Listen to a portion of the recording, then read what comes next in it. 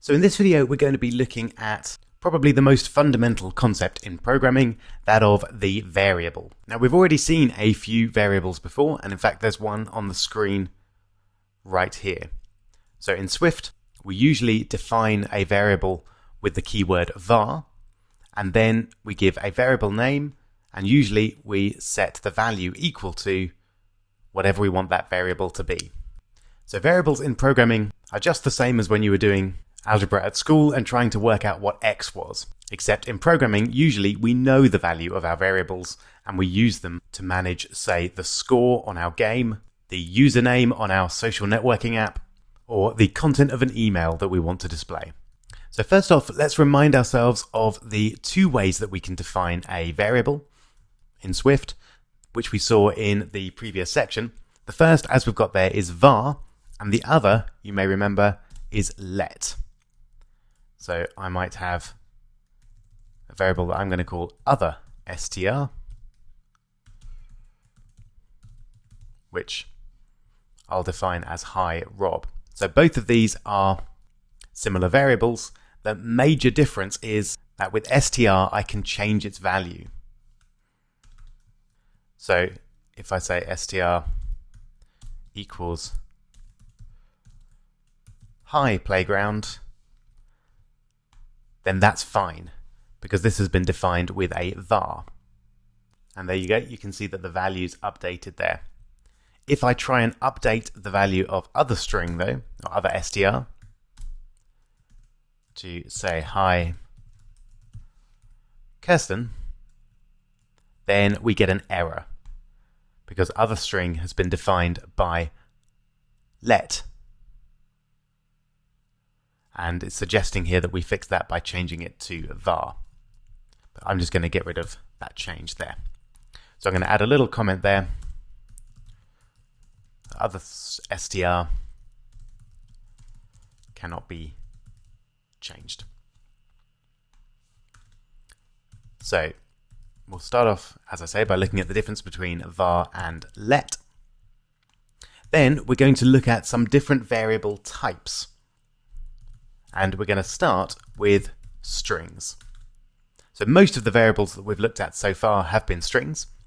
You can tell a string generally because it's usually surrounded by double quotes, like that one there. And essentially a string is a collection of characters. So it can contain numbers, letters, punctuation, anything. So here's a very quick challenge for you. Can you create a variable called name and then set it equal to whatever your name is? Go for it.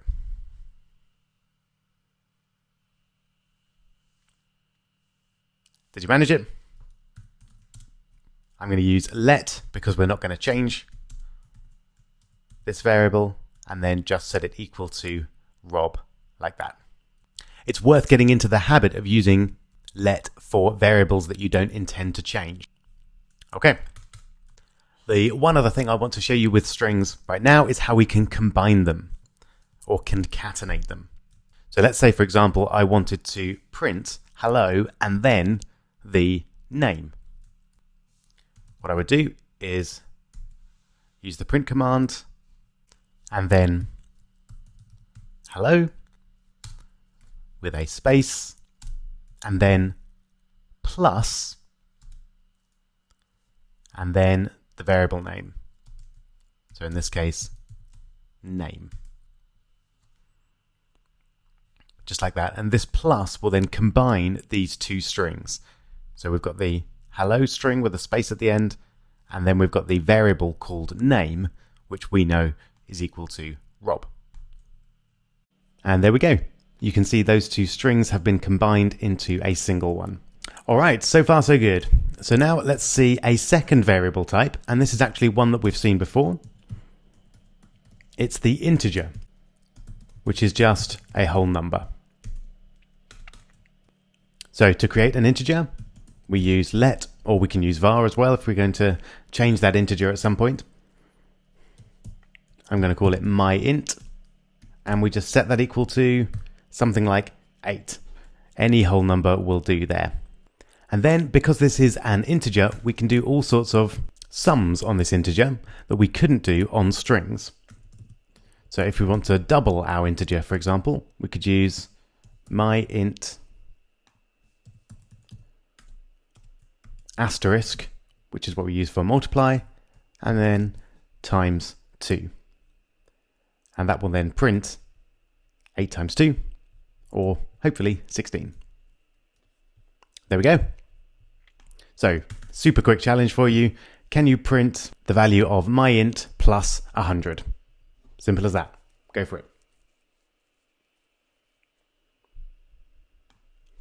Okay. Hopefully you did something like myInt plus 100. That should give us our 108. We can even update the value of myInt as long as we've defined it as a var rather than a let.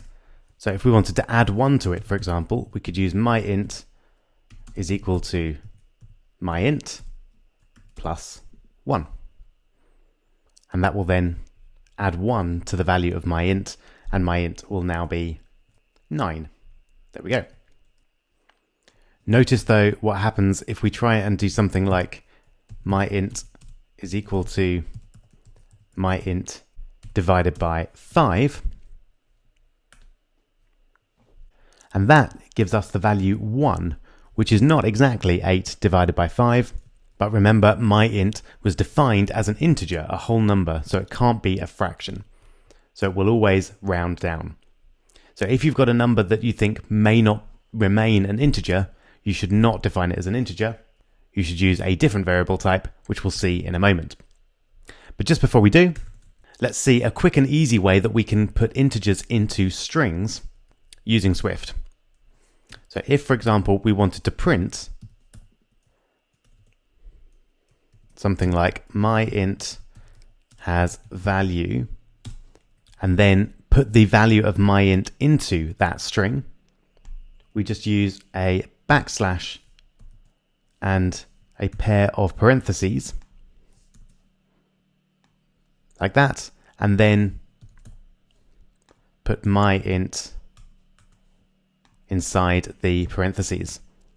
And we can use that for integers or a number of other types of variables to include them in strings. So now you can see myInt has value 1. All right, quick challenge for you then.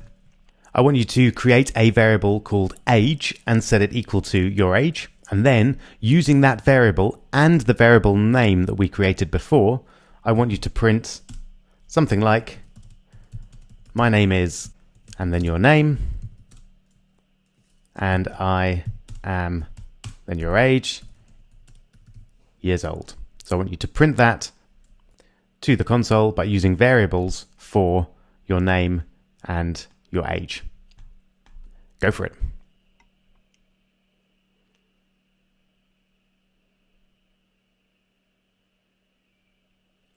All right, hope you managed that. Should have been fairly straightforward. So I'm going to set my variable age to be equal to 35. If you use var there, then that's fine, but age, at least in the scope of this particular bit of code, is not going to change, so we should really use let. And then we're just going to print my name is, and then I want to include name, so I'm going to use plus name, just like we did up here, to concatenate or combine our strings. And then another string, and I am backslash pair of parentheses and age years old. There we go. Let's take a look, see if that worked. Oh, I think I might just want another space there. Otherwise, my name and are going to come a bit too close together. And there we go. My name is Rob and I'm 35 years old. Worth just quickly noting that we can use this method to include strings inside strings if we want to. So we can use backslash name to include name inside the string, and that works fine as well. And there we go. Alright, so we're now reasonably familiar with integers and strings. There are a couple of other variable types that I'd like to show you before we move on to arrays.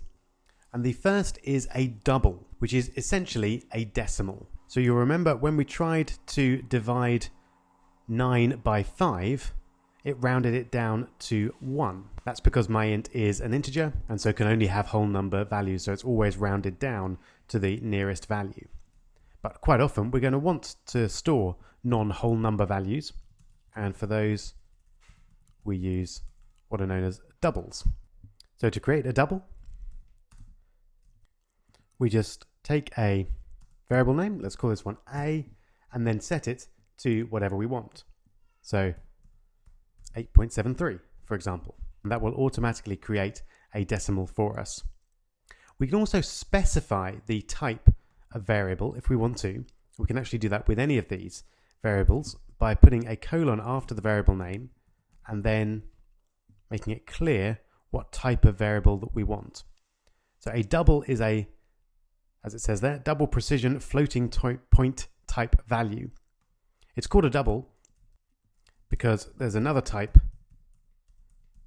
of variable, essentially a floating point number or a float, and we can use that type as well to store decimals.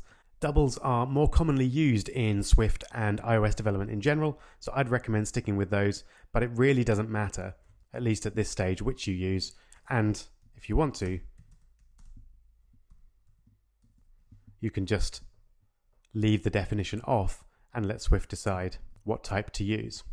So once you've got these, of course, you can now do any calculation you want. So if we wanted to do A divided by C, for example, then we could do that and we'd get a full value. As you can see, we've got a very long decimal expansion there. So a double won't be stored to full accuracy, but it'll probably be as many decimal places as you need. Notice that if we try and combine a double and a float, then we'll have problems.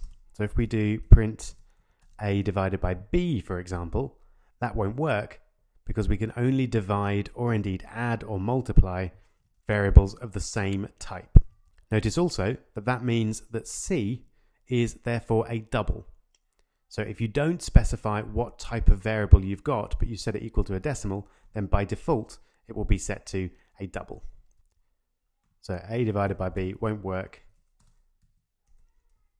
as you can't combine two different types. Similarly, you can't do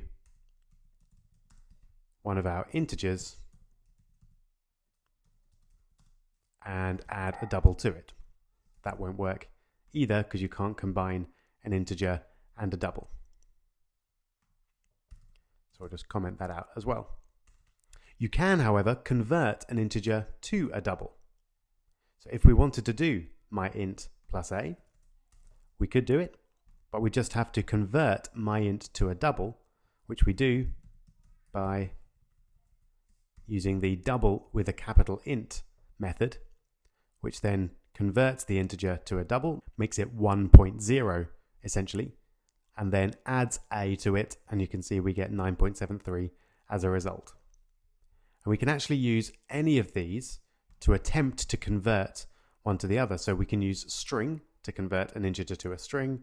We can use int to convert a double to an integer, etc., etc. And then we can obviously combine all of these doubles in any way. We can multiply them, add them, subtract from, just as we did with an integer over here. All right, so that's doubles and floats. There's one more type I'd like to show you before we move on, and that is the Boolean. Now, this oddly named variable is essentially a variable that can be true or false. So we might have a variable called game over, for example, and initially it might be false, and then when the user dies or runs out of lives or whatever, then that could become true to show that the game over has taken place. Booleans, if you're interested, are named after George Boole, an English mathematician who came up with a lot of the mathematical logic that we use today, specifically Boolean algebra, which is based around true and false concepts. So obviously we can't combine booleans with any of these integers, but we can convert them to strings. So if we had a game over string, for example, we could use the string method to convert game over to a string, and then game over string would have literally the word false stored within it. Okay, so that's as far as we're going to go with variables for now. This is really all the core variable types that we'll use in the course. I'm going to give you a challenge to put it all together. So I'd like you to create two numbers. So two variables. One of them should be a double. And I'd like you to set the double to 5.76. And I'd like you to set an integer to 8. And then I'd like you to print the product of 5.76 and 8 is, and then whatever it is. And I'd like all of these to be created by variables. So the variables that you've used over when you created the double and the integer. So create a double equal to 5.76, an integer equal to 8, and then print the product of the two numbers is, and then work out whatever it is directly in the print statement. Best of luck. Go for it.